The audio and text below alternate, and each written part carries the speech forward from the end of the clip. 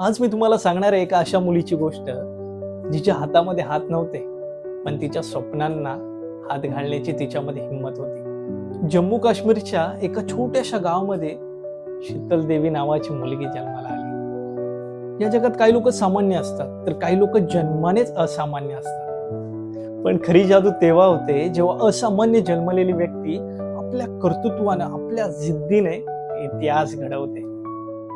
लोक म्हणाले, ही मुलगी काय करणार आहे, हिला तर हातच नाहीयेत, हिचं आयुष्य पुढे जाऊन खूप कठीण आहे. पण कोणाला माहित होतं हीच मुलगी एक दिवस भारताचा तिरंगा जगभरात उंचावणार आहे. शीतल देवीचा जन्म दोन्ही हातांशिवाय झाला, पण तिने कधी स्वतःला कमकुवत समजलं नाही. जेव्हा जग हातांवर विश्वास ठेवत होतं तेव्हा शीतल देवीने आपल्या पायांवरती विश्वास ठेवला.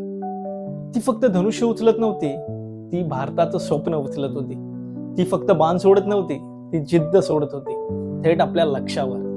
जिथे अनेक लोक अडचणींना पाहून थांबतात तिथे शीतल देवी म्हणते, माझ्याकडे हात नाहीये, पण माझ्याकडे हार मांडण्याचा पर्याय नाहीये. Asians games, para Olympics, world championship, एका मागोमाग एक पदक, आणि प्रत्येक पदकावरती एकच संदेश, तू तुझ्या परिस्थितीपेक्षा मोठी आहेस. शीतल देवी फक्त पॅरा आर्चर नाहीये, ती जिद्दीची दुसरी व्याख्या आहे. शीतल देवी त्या प्रत्येकासाठी उत्तर आहे जो म्हणतो, माझ्याकडे साधन नाही, माझी परिस्थिती चांगली नाही. ती सांगते, स्वप्न पाहायला हात लागत नाहीत, लागते फक्त हिंमत. शीतल देवी फक्त एक नाव नाही, ती एक आग आहे जी प्रत्येक अपयश जाळून टाकते.